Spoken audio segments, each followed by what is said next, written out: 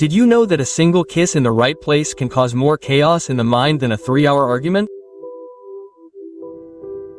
I'm not talking about cheap romanticism or soap opera scripts.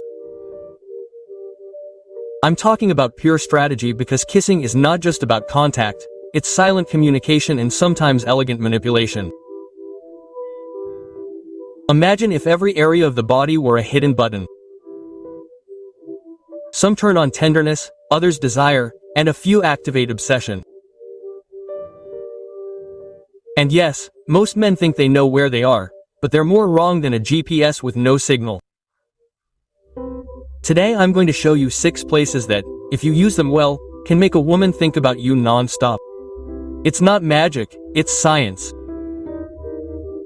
With a Machiavellian touch, and as Sika would say, nothing is ours, except our time. So don't waste it kissing where everyone else kisses. But before we start, if this video gives you value, subscribe and turn on notifications. I don't promise to turn you into a philosopher of love, but I will make you someone who kisses with intention and not by accident. Because kissing without a strategy is like shooting with your eyes closed. You might hit the mark, but you'll definitely waste bullets. Brace yourself, because what you're going to hear today could change the way you see a kiss and the way she sees you. Let's get started. First area, the neck. That thin line between the head and the heart that, if you know how to use it, can become your best ally or your worst mistake.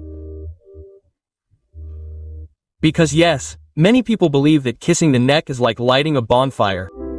You get there, blow on it, and that's it. But the reality is that doing it wrong is like trying to light a fire with a lighter without gas. Pure embarrassment. And believe me, there's nothing more uncomfortable than seeing someone trying to seduce and looking more like they're looking for an invisible plug. Why is the neck so powerful? First, because it's one of the most vulnerable areas of the body. You can't see it, you can't protect it. And when you touch it, your brain receives a signal that says, "Alert, we're exposed and we like it." Second, because it's loaded with nerve endings that connect physical pleasure with emotional sensations. It's as if every kiss sends a direct message to the control center in her mind. Now for the technique. Don't rush in like you're racing against time. Start with presence, not haste. Move in close. Let her feel your breath before she feels your lips. A gentle brush of her nose. An awkward pause, and then a slow, precise kiss. If you want to score points, alternate between the side of her neck, just below her ear, and the base of her neck where it meets her shoulders. And here comes the Machiavellian trick. Pull away before she wants you to, because anticipation is your secret weapon. A kiss on the neck can last 5 seconds. But if you interrupt it at just the right moment, those 5 seconds will stick in her memory as if they'd lasted an eternity. She might even feel a slight tingle there hours later and smile to herself without knowing why. Remember, the neck isn't an on-off switch. It's more like a dimmer switch. Control the pace, play with the pauses, mix tenderness with a touch of danger. Don't be that guy who seems to be searching for his lost key between her shoulders. Be the guy who with a single kiss leaves her wondering, what else could you do if you wanted to? And as Marcus Aurelius said, the soul is tinged with the color of her thoughts. Well, after a kiss executed on the neck, I assure you that a large part of her thoughts will be tinged with you. And if you achieve that, you will not only have gained a moment, you will have planted an idea that will hopefully grow on its own. Second area, the lower back. That silent territory that many ignore, but that holds a power that even she doesn't know it has. It's like that forgotten file on your computer desktop that when you open it turns out to be pure gold. And yes, most men don't even consider it. They are so busy looking for the obvious that they forget that desire is ignited in the unexpected. Why is this area so powerful? First, because it is not a place that is seen every day. That's precisely why any contact there breaks the routine and mental pattern. Second, because it's very close to the body's center of gravity, and touching it awakens sensations that travel up and down, connecting mind and body without her being able to control it. It's as if you've found a shortcut to her subconscious. But be careful, it's not about reaching out and kissing her as if it were the crowning glory of a championship. Start subtly. If they're standing, a hand on her lower back while you talk. It can set the stage. If they're close, a brush of the lips, with almost no pressure, can turn her on more than any exaggerated gesture. And if you want to elevate it, combine a whisper in her ear with that contact, because the brain loves mixed stimuli. Kissing the lower back awkwardly is like pouring wine into a plastic cup. It may work, but it destroys the experience. The key is to make it seem natural, not a cheap trick learned in an internet tutorial. Besides, culturally, the back has always been a symbol of trust. Turning your back is an act of vulnerability. Kissing that area, especially when she's not expecting it, is like saying without words, "I'm here and I know what I'm doing." Don't underestimate the impact of nonverbals. Mix the element of surprise with control. Don't let her guess your next move. A slow kiss, a calculated pullback, a pause that lets her think. What now? That uncertainty is addictive. As Epictetus would say, it's not the things that unsettle us, it's the opinion we have of them. And trust me, after a well-executed kiss on the lower back, her opinion of you will probably go up several notches. Not because of what you did, but because of how you made her feel. Third area, the inner arm. A territory so ignored that you could plant a flag there and claim it as yours. It's soft, warm, and rarely gets attention, making it a secret weapon for those who know how to read the map of desire. And no, you don't need to be a professional explorer, just have intention and a little patience. Why does this area work so well? First, because it's not explicitly sexual, which disarms defenses.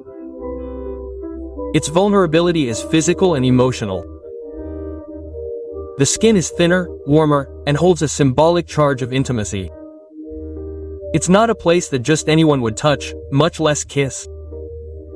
Second, because it stimulates surprise, and desire loves surprise more than any repeated technique. 1 times. Now the technique.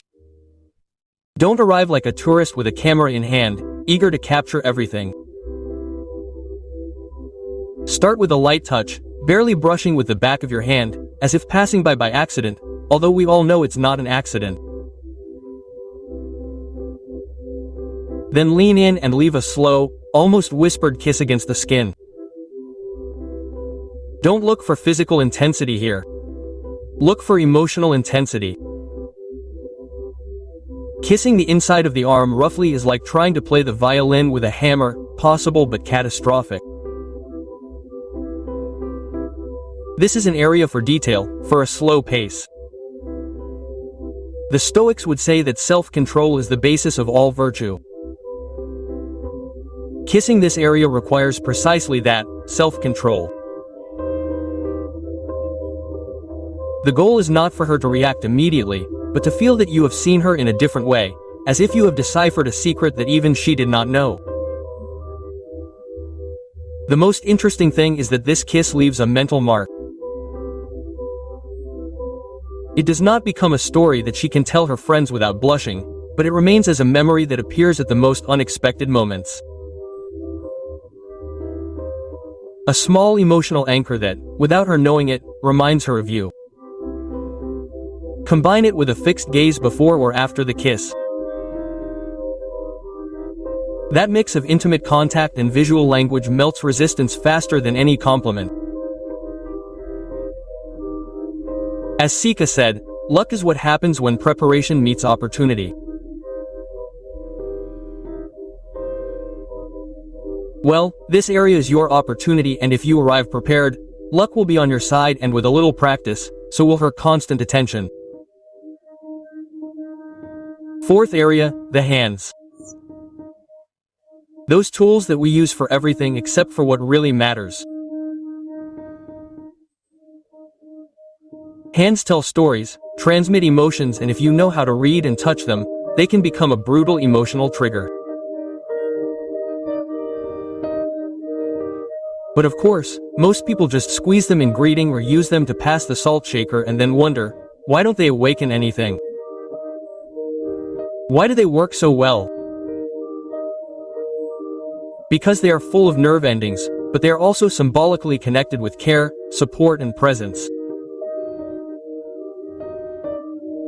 A kiss on the hand is not just a romantic gesture from an old movie, it is a silent statement. I pay attention to you even in the details that others ignore. Now, the technique. It is not about grabbing the hand as if you were going to read their fortune, or kissing it as if you were in a medieval tournament. Start by gently brushing the back of your hand with your fingers as if testing the waters. Then take her hand calmly, without rushing, and slowly bring it closer to you. The kiss should be brief, but with intention. Make her feel that this contact is not a formality, but a moment. Kissing the hand with sweaty hands. It is like inviting her to dinner and serving her cold soup. The details matter, so control your temperature and your nervousness. Plus, there's an extra trick, the thumb. While their hand is in yours, gently caress the side of their fingers with your thumb. This tiny gesture multiplies the effect because it combines physical contact with a rhythm that their mind perceives as sustained intimacy.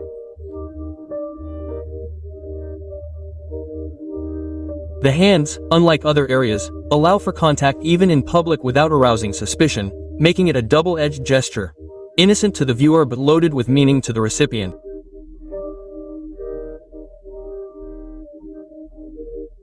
As Marcus Aurelius would point out, the soul is tinged with the color of their thoughts, and a well-done kiss on the hand colors their mind with a sense of elegance, tenderness, and a touch of mystery. Don't underestimate yourself. This is not an old-fashioned gesture, it's a classic that few know how to execute. In short, kissing hands is like well-made coffee, simple, yet capable of awakening anyone. Do it with intention, pay attention to detail, and you'll see that such a small gesture can open a huge door. Fifth area, the collarbone. That delicate indentation between the neck and shoulder that seems designed to arouse curiosity. It's not as obvious as the lips, nor as secret as the lower back, but it has a magnetic charm that few can exploit well, and that's your advantage. While others ignore this treasure, you can turn it into a breaking point. Why is it so powerful? First, because it's associated with moments of vulnerability. You can see it when her clothes fall a little, when she leans in or relaxes. It's an area that doesn't scream for attention, but it silently demands it. Second, because it combines bone and skin in a mix that the brain interprets as elegance and sensuality, and if you do it right, also as gentle danger. The technique doesn't require a complex manual, but it does require precision. Approach slowly, as if time were no object. Start with a brush of your nose or your lips without pressing too hard. Then kiss right where the curve of the collarbone forms a small hollow. Do it slowly, as if each second had its own weight. Kissing the collarbone with the same energy you'd use to clean a window is a crime against seduction. The rule here is clear. Gently and patiently, no sudden movements. Another trick is to play with pauses. After the kiss, stay there for a moment feeling her breathing before pulling away. That little pause creates a mental echo that lasts much longer than physical contact. And if you want to take it up a notch, combine a kiss with a brief whisper in her ear. Physical closeness will do the rest. Culturally, the collarbone has been a symbol of femininity and delicacy in art and fashion. Highlighting it with a kiss is in a way paying tribute to that image, but with a personal touch that remains etched in her memory. As CNE would say, we don't dare to do many things because they are difficult, but they are difficult because we don't dare. Daring to go beyond the obvious and explore areas like this is what differentiates an average seducer from one who leaves a mark. In short, the collarbone is not a shortcut, it is an invitation. If you explore it calmly, attentively, and with a little mystery, it becomes an emotional anchor point. And when such a small area becomes associated with you, you have already gained more than you imagine. Sixth area, the ear. That personal radar that, although it may not seem like it, is directly connected to the most primal emotions. It is small, fragile, and within reach of anyone. But not everyone knows how to take advantage of its potential. Many believe that the ear is only used for listening, when in reality it is also a direct gateway to the imagination. And yes, it is a double-edged sword. Used correctly, it causes chills. Used incorrectly, it causes uncomfortable laughter. Why is it so effective? First, because it is full of nerve endings that are very sensitive to light contact and heat. Second, because it involves two stimuli at once, physical and auditory. The brain does not know which one to pay attention to and ends up giving in to both. The correct technique begins with the context. Don't approach as if you were looking for a Wi-Fi signal. Approach naturally with a gesture that justifies your closeness, a private comment, a joke in the ear, an observation that not just anyone can hear. As you speak, let your breath lightly brush against their skin. That prelude is more effective than any direct contact. Biting the ear without warning is like ringing the doorbell and entering without permission. It might work, but you're more likely to end up on the blacklist. Once the tension has been created, a kiss on the earlobe can suffice. If you want to take it a step further, alternate with a light brush using only your lips, avoiding sudden movements. And here comes the master trick. Combine contact with short, deliberate words. The proximity and low tone will make each syllable resonate in her mind more than in her ears.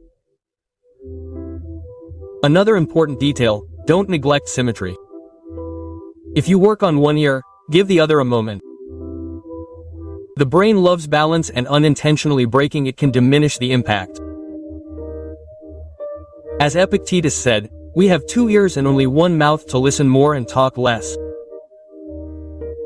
Applied here, listen to her reactions and speak just enough to intensify them. In short, the ear is not just a channel for words, it is a stage where sound, touch, and emotion intermingle.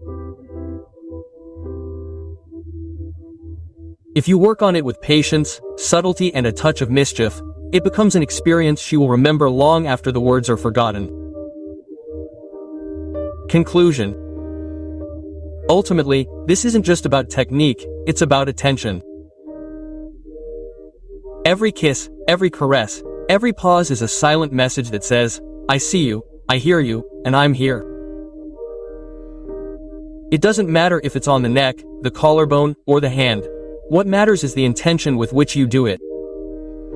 The detail creates an impression, and the impression, if it's deep, stays with you forever. Now I want to hear from you. Which of these areas do you think is the most effective? Which do you think many people underestimate? Leave it in the comments and I'll take a look at your answers because I'm sure there are interesting perspectives. And if this video gave you value, you know what to do. Subscribe and turn on notifications so you don't miss out on future content. Here we talk about details that make all the difference, and it would be a shame if you missed it. I recommend that after this video, you watch the one I have on fatal mistakes in seduction that no one tells you about, and also how to generate attraction without saying a single word. I assure you that it will give you even more ideas to improve your game.